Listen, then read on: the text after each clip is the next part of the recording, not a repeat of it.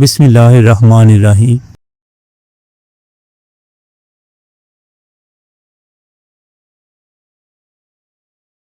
صحیح بخاری حدیث نمبر 193۔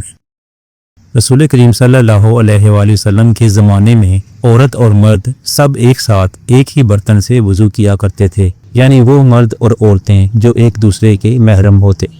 صحیح بخاری حدیث نمبر 194۔ حضرت جابر رضی اللہ تعالی عنہ کہتے تھے کہ رسول کریم صلی اللہ علیہ وآلہ وسلم میری مزاج پرسی کے لیے تشریف لائے۔ میں بیمار تھا، ایسا کہ مجھے ہوش تک نہیں تھا۔ آپ صلی اللہ علیہ وآلہ وسلم نے وضو کیا اور اپنے وضو کا پانی مجھ پر چھڑکا تو مجھے ہوش آ گیا۔ میں نے عرض کیا، یا رسول اللہ صلی اللہ علیہ وآلہ وسلم، میرا وارث کون ہوگا؟ میرا تو صرف ایک کلالہ وارث ہے۔ اس پر آیت میراث نازل ہوئی۔